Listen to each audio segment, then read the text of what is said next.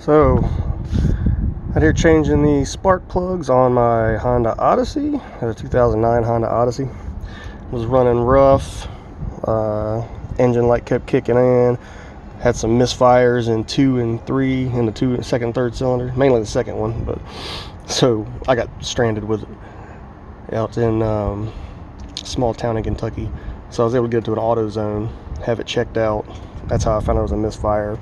I just pulled the second plug out so I could get home. Changed it, it was bad. The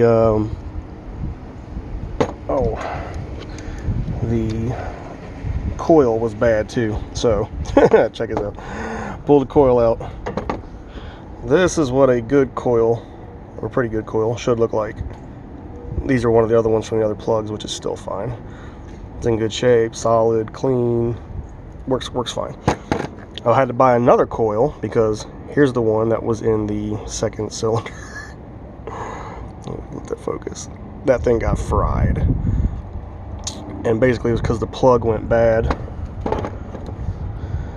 And there's the plug from the third cylinder. Yeah, the one in the second was worse than that. And I'm guessing just these plugs got hot or old. They've probably been in the van for a while. I bought this van a good year or so ago, and I figured it'd be due for a tune-up. But yeah, there's that plug. That's what they should look like. Well, these are new, but so yeah, I'd say that would cause some problems. Which honestly, it's still been running pretty good ever since I changed that second one. It's just been throwing a fault still, but it's always good to have the same plugs in there. All the way around instead of just changing out one. So I figured go ahead and change them all. I already changed the front ones. These aren't too difficult to change. It's hard to see, but down in here where the coil is, here's your coil. You just unclip this plug, undo this bolt down here with a I think it's a 10 millimeter ratchet. Comes right out, and then these just slide right out, and then you can take your plug tool and get in here with an extension and take the plugs out.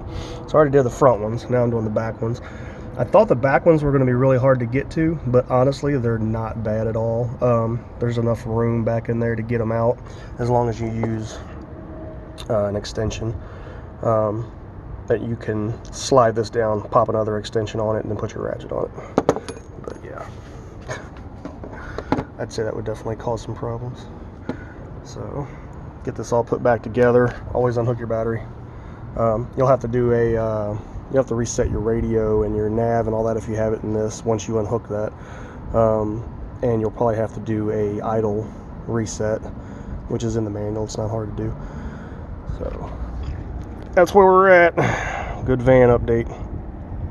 Might do a step-by-step on that later, but like I said, it's not too difficult. And always put your spark plug protector and grease on there to make sure they don't get stuck. These didn't get stuck, which I was glad for. This one over here was in there pretty good, but I just put some good steady pressure on it. I didn't yank it because you don't want to break your plug off in there. And then the one that was back in 3, it was in there pretty good. That was this one, and you can see where it was a little seized up, but I think they had put grease on it, so a little steady pressure and it came loose. So, and don't torque your plugs down super hard. There's no need for all that. So this one, when I pulled it out, man, it had stuff all over it. It was gross. Fuel was getting in that thing or something. It had a rich smell to it. Since I changed that one, it's all cleaned up and good now.